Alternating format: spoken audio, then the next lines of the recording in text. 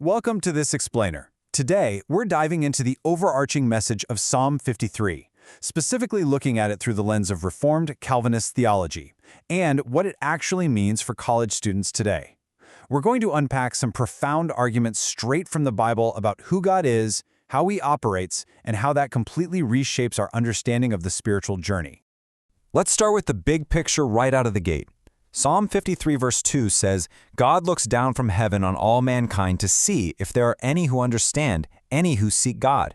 This sets the entire stage for us. It presents a God who isn't just distant or checked out, but is actively scanning humanity with a very specific purpose in mind.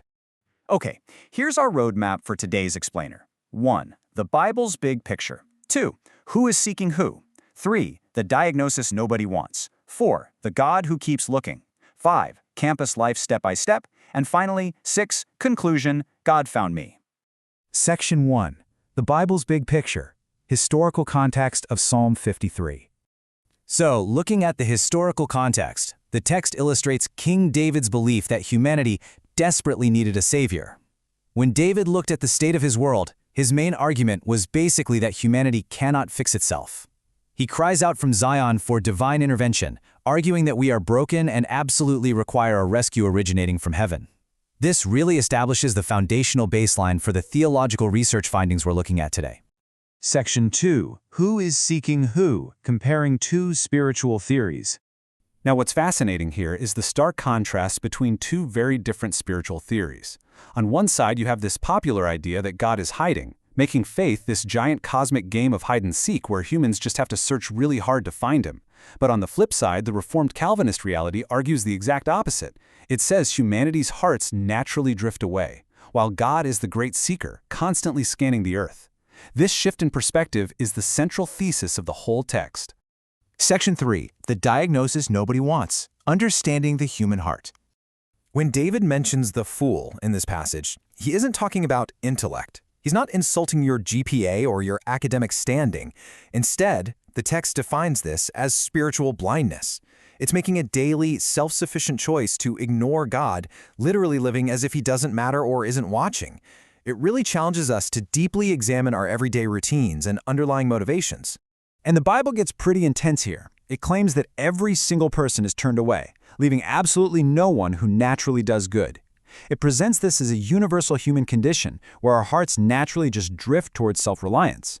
But within this theology, this really sobering diagnosis isn't just meant to condemn you.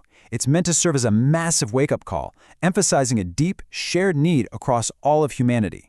Because this diagnosis applies to everyone across the board, the resulting theological argument is that grace isn't just for the so-called outliers of society.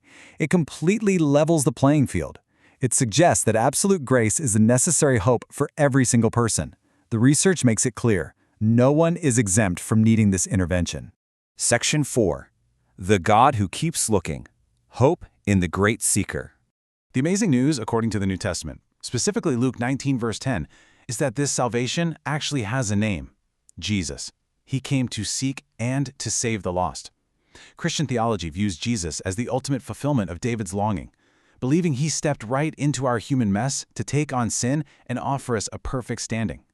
He is the ultimate great seeker in action, actively bridging that massive gap described in the earlier diagnosis. Section 5. Campus life step by step. Implications for college students.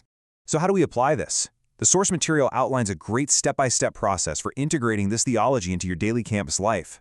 Step 1. Let the passage humble you and check your own self-sufficiency. Step 2. Remember Jesus' actions so you can build real compassion for others on campus. Step 3. Pray specifically for one person in your life who isn't seeking God. And Step 4. Pray boldly for your entire campus, using this theology as a framework for how you engage with your school. Section 6. Conclusion. God found me. The final conclusion of the research. The final conclusion of this theological research is a total paradigm shift. It argues that you aren't desperately striving to earn salvation, and you aren't playing a guessing game to find some hiding deity. Instead, according to Psalm 53 and Reformed Calvinism, your entire spiritual life is simply a joyful response to a God who pursued you and found you first. I'll leave you with a provocative question that this theology poses to every single student. Based on your daily choices and habits, is there any area of your life where God is currently not included? Take a hard look at your dorm life, your relationships, and your studies. Are you living self-sufficiently in those spaces? Thanks so much for joining us for this explainer.